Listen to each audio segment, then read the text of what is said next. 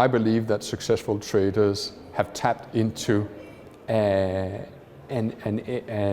area where very few people go. I think they work harder. I think they work more consistently at it. I think they're more focused. But more importantly, I think they've realized that successful trading is not about charts. It's not about fundamental analysis. It is how you think when you are in a position, be it a winning position or a losing position. And as I often say, when people are in a winning position, they have a tendency to get afraid that their position is going to turn against them. And when they are in a losing position, they have a tendency to hope that the market is going to turn around and take them out whole. But the reality is that when I'm in a winning position, I think positively about it and I add to my winning positions, i.e. I compound to make the position even bigger. But when I'm losing, I step back and say, I'm just wrong. And I think the vast majority of losing traders does exactly the opposite of how I do it. I believe that it's possible for anyone to learn to trade profitably.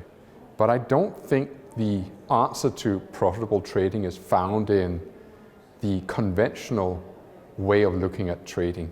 I don't think you're going to take a weekend course and become profitable. You may be periodically profitable, but I define trading success as being, you don't necessarily have to be consistently profitable, because all traders go through periods where the market perhaps doesn't quite gel with your way of trading. But I think every really good trader will eventually come out ahead. And I think they do that because they have tapped into a source of approach to the market that lies far away from just technical analysis or just fundamental analysis. I don't for one second think that you can't have a mediocre form of success with technical analysis, but if you want to make big money from trading, I think you need to add a component which you can't really read your way to. And that's what tonight has been about. It's about what is that ingredient and how do you access it? They run their losses because then they don't have to accept that they're wrong. And therefore they don't receive that jolt of pain from our brain when we've been proven wrong.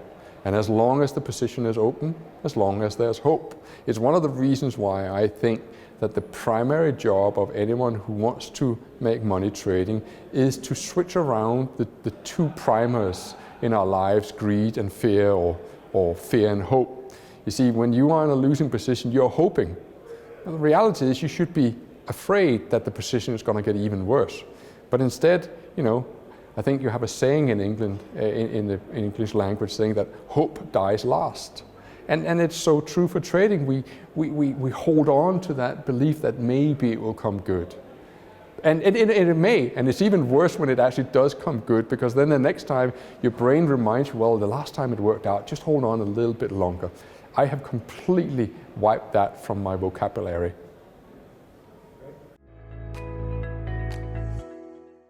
I think many aspiring traders start off with a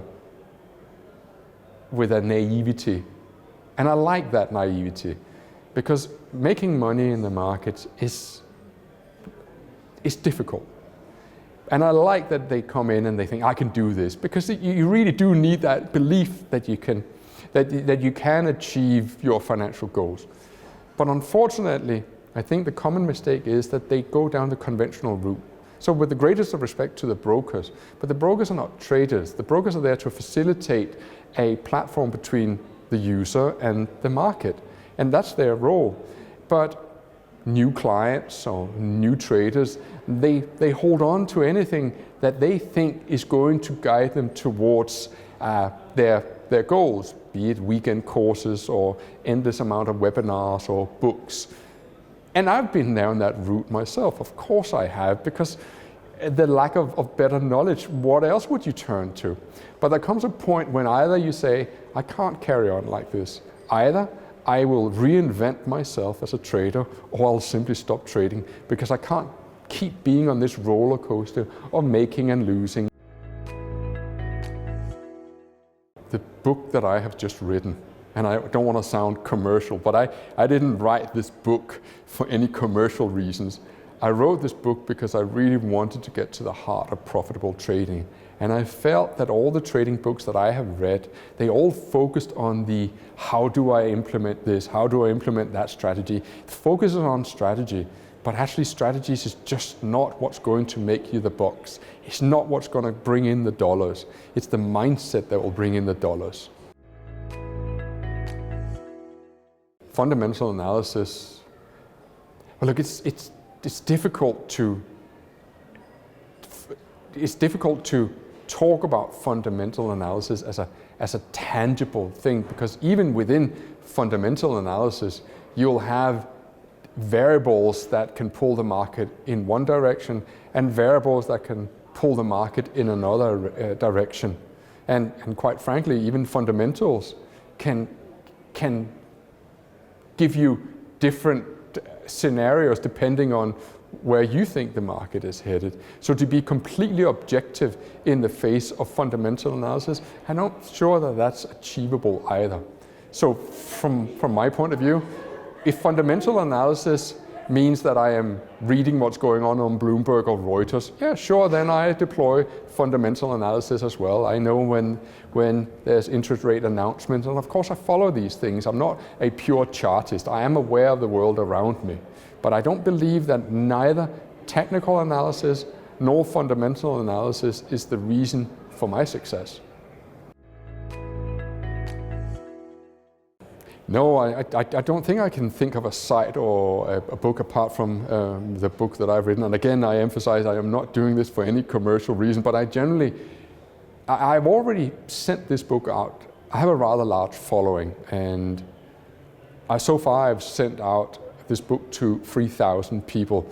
And the feedback that I get back is that people read it and it's as if a light bulb is going on in their head that actually maybe you should spend just as much time preparing your mind for trading than you do preparing your charts. So when you're sitting there on a Monday morning ahead of the market open and you're looking at the daily chart and the weekly chart and the 5-minute chart, well, maybe you should also set time aside for some mental preparation.